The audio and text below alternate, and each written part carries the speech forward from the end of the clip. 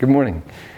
It's good to be here. It's really exciting to be here, and I'm happy to be a part of this network and this conference. As soon as I saw the theme was modes of thinking and being, as Osa just mentioned, it brought a lot of excitement to me because I think thinking and being ecological, or the fact that we're human beings among many other beings, is really important to my worldview and to the research that I do. And I'm happy to be in such good company for these few days. So it's a pleasure to be here. Many thanks for inviting me. And I've been part of the Seedbox network since December 2017. I'm not funded particularly, not so directly, but I've been involved with the network since for the last couple of years anyway. I'm a PhD student at Queen's University in Kingston, Ontario, Canada. And I'm also an instructor, as Daniel mentioned, in the Indigenous Environmental Studies and Sciences program at Trent University, also in Ontario, Canada. It's in Mississauga, Anishinaabe territory. It's a very large Indigenous territory stretching through Toronto, almost as far east as Ottawa, north and west to the Great Lakes, the large freshwater Great Lakes. So it's a massive territory. Many First Nations in that territory to this day. And so really quickly about myself, I'm glad that Victoria, you mentioned transformation yesterday, and I often introduce myself as being a non-Indigenous settler and immigrant Canadian. And I consider myself too a settler in transformation. So in transformation away from empire and towards naturalized ways of being and living in place. My mentors and my teachers have always taught me that nobody is in a static place. Everybody is in flux, just like ecology teaches us, and Indigenous Knowledges teach us that. And so the decision that we have to make, and it's probably the most difficult one we'll ever make as human beings, is: are we moving towards indigeneity or towards empire? What do we prioritize in our decisions? And a very simple decision: are we working for the continuation and the recreation of life on Earth, and all life and all beings on Earth, or are we working towards the destruction? And that's a very easy question, and probably the most difficult question we'll ever be presented with in this lifetime. So just a really quick thank you to all the organizers who have put this conference together, and particularly this welcoming atmosphere at Linköping University. Start with a little bit of humor for the Rolling Stones fans in the audience. Thinking about all the, whether it be extinction law, mass extinction, or loss of species, or climate chaos and climate change, we also need to worry about this man. He will outlive us all. Some of you may have read this book. It's a novel by Daniel Quinn called Ishmael, and he presents us with an idea that there's nothing fundamentally wrong with us as human beings, but it's that the stories we tell ourselves matter. If we're given a story that puts us out of unity with the natural world, our behavior and our actions will be disruptive or destructive. But if we're given a story and we live according to that story, that we are part of the natural world, that we are inherent to the ecosystems that we emerge within, we live a very different life. We behave much differently. So the stories we tell ourselves matter. Some of you may be familiar with an Anishinaabe scholar named Winona LaDuke. She was a Green Party candidate in the presidential election many years ago in the USA. She's an activist, a scholar, a community builder, a renewable energy expert, and she has a book called All Our Relations, Native Struggles for Land and Life. And in this book she talks about a Holocaust, that the Holocaust towards species and biodiversity, as well as linguistic diversity and Indigenous rights, that they are very much synonymous, that the threats to one are the threats to the other.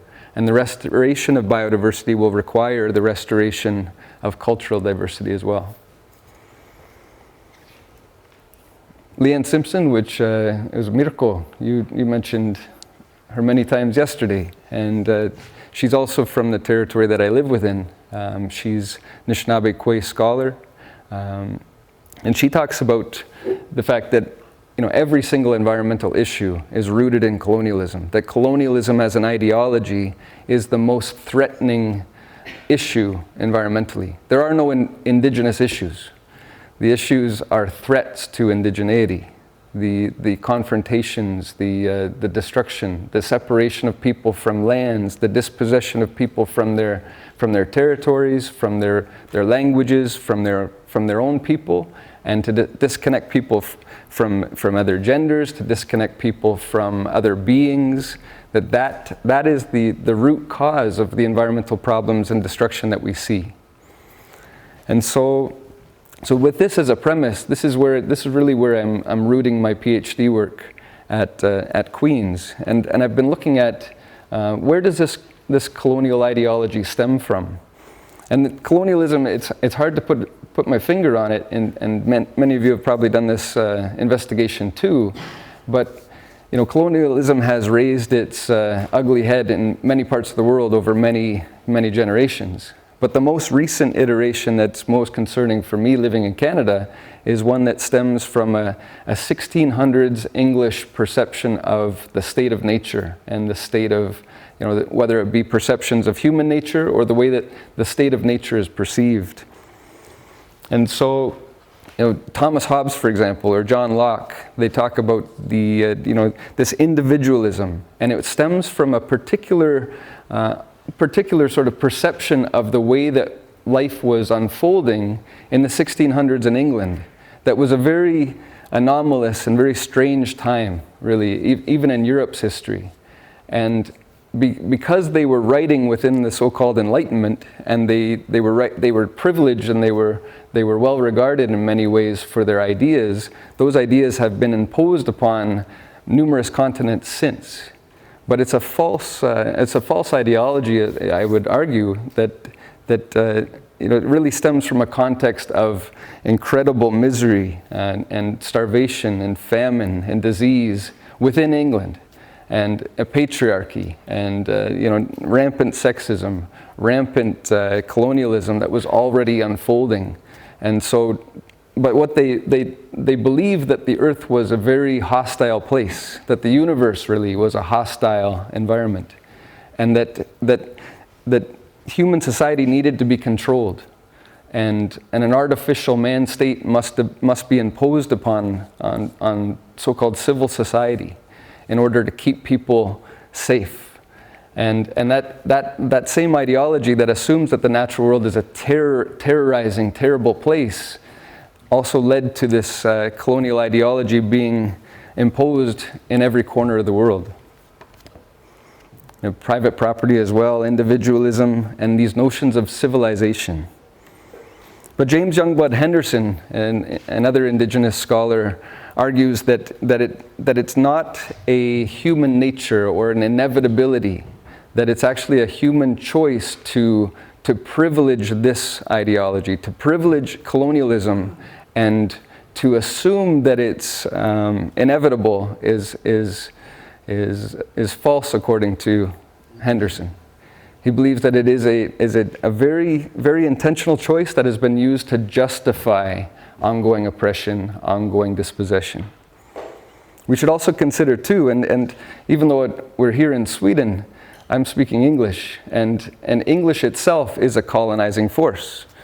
Using English, as argued by Dan Longboat and Joe Sheridan at York University, also in Canada, they argue that English clear-cuts cultural and biological diversity. That this idea of that we lose a lot when we're using English or other empire-based languages. We lose the relationality, the process, the verb-oriented linguistic systems that talk about our responsibilities and our relationships with the natural world and other beings and to each other. And so using an objectifying language like English has an objectifying and commodifying effect societally. You may be familiar with John Trudeau. Sioux poet, scholar, movie star. He was featured in many Hollywood films, but he was first and foremost an American Indian movement activist. And he talks about the great lie of civilization as a bloodthirsty model that has been imposed upon the planet. So the impetus for my research, like what has sort of been the catalyst for me, is that, living and being indoctrinated into a settler colonial province and country, the nation state of Canada is a colonial country, both historically and presently. And growing up in that culture, growing up in that dominant culture, I too was very much indoctrinated in those ways of being and thinking.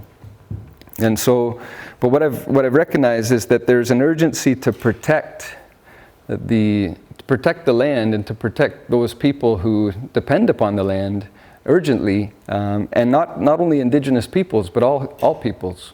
All peoples are threatened by this ideology of colonialism and extraction and ongoing abuse.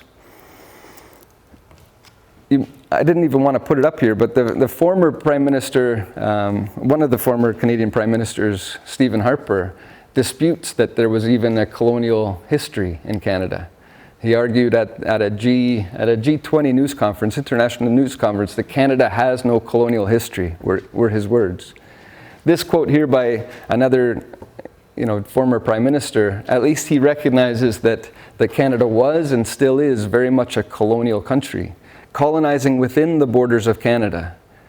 You could argue too that Canadian corporations, multinational, are moving around the world and colonizing and taking up space wherever they go. But Canada also has a long history of colonizing the Indigenous national territories within the borders of Canada, coast to coast to coast.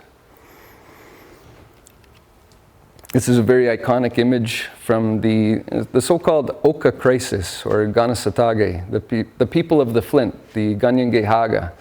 They squared off against the military and the police in present-day Quebec, and over a sacred burial ground, pine tree cemetery, and really it was a flashpoint event in Canadian consciousness that there was a severe misunderstanding and a clashing of epistemology and worldview. What I've been noticing in the research that I do around mining and environmental assessment is that most research that involves Indigenous peoples and environmental decision making really just limits Indigenous knowledge to a tick box. Basically, that now Indigenous knowledge must be consulted, but it's still not well regarded. It's still not respected, and it's rarely even understood.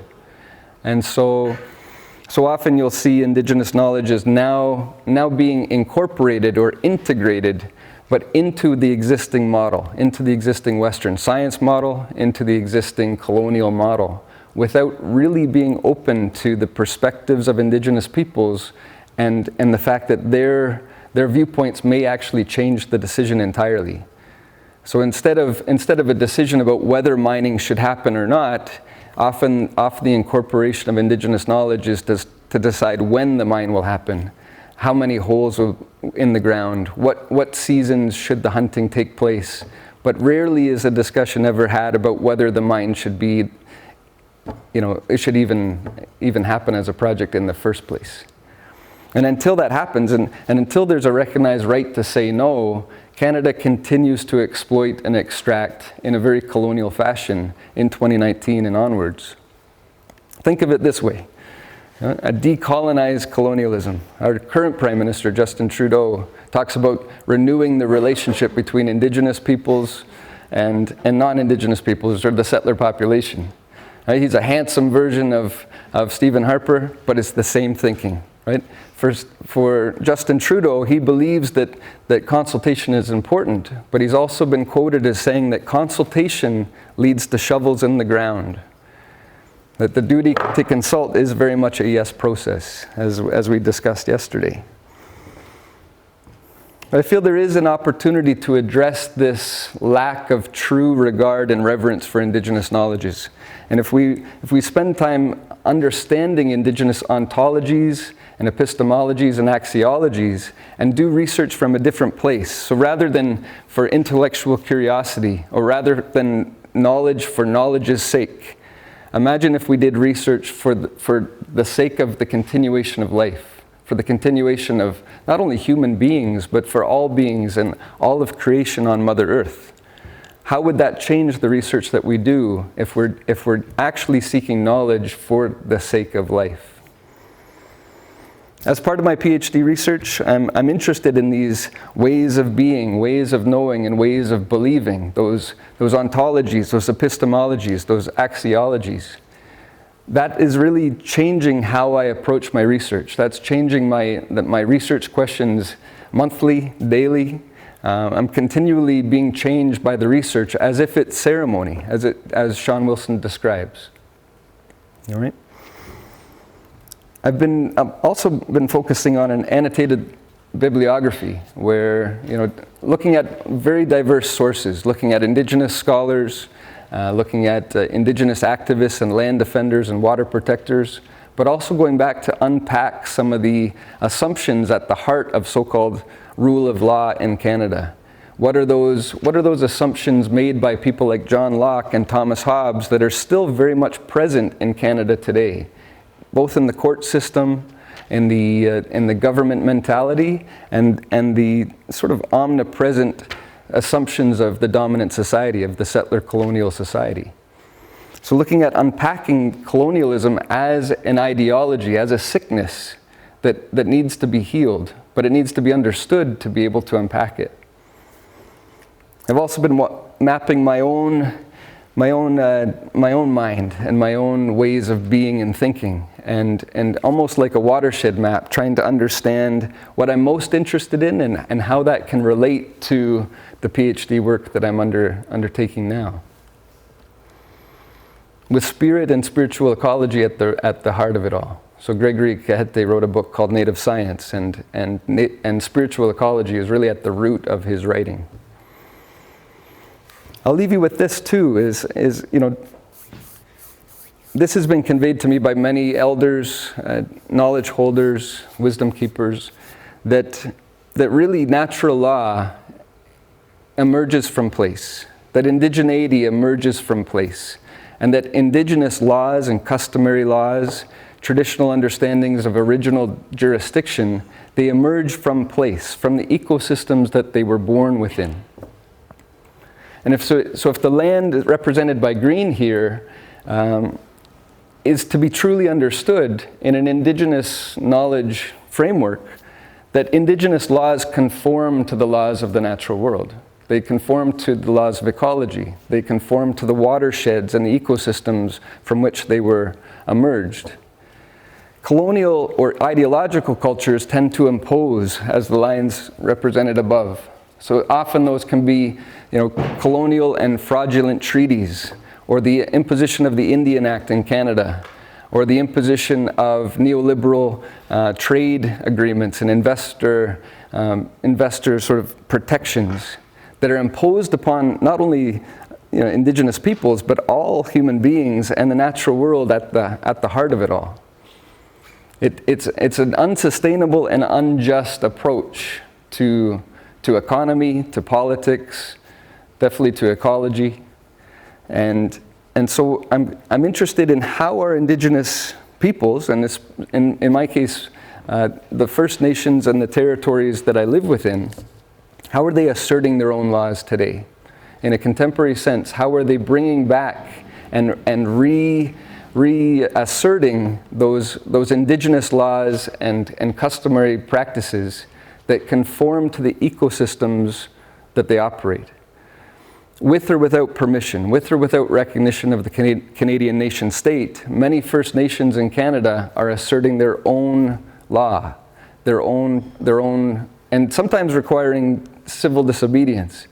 An Aboriginal legal scholar named John Burroughs talks about disobedience with the word dis, or that prefix dis in brackets, and in the sense that And I'll show you this quote here too, by Robert Lovelace of the Ardok Algonquin First Nation. To disobey the rule of law in a colonial or settler colonial culture like Canada is often not just purely an anarchist exercise, but it's actually about upholding another set of principles, another way of knowing. And so how are Indigenous peoples asserting their own law, upholding their own responsibilities in relationship with the land, in relationship with other species, in relationship with other Indigenous nations as their neighbors, while sometimes having to break Canadian law or provincial law within the borders of Canada. It may be perceived as civilly disobedient, but it's actually obedience to a higher value, to a different understanding of being human. Aboriginal cultures regard law as the complex set of responsibilities to the land and in human relations. The emphasis is always on protecting sustainability and avoiding conflict. This was also asserted to me by Robert Lovelace of the Ardok Algonquin First Nation. He's been one of my mentors for many years. I wish that he could be here with us today, here at the conference. But yeah, thinking about this thinking and being theme of the conference, this is really at the root of my research and my passion with the environmental humanities realm. Is how do we reimagine what it is to be human, to be a real human being, and not an ideological human being, but to move towards conceptions of indigeneity. In that, perhaps there is a way forward for all of us, whether you're Indigenous or not. Winona LaDuke talks about, in the final analysis, so this is also from the book All Our Relations, the survival of Native America is fundamentally about the collective survival of all human beings and all beings of creation, all beings of Mother Earth, beyond the human.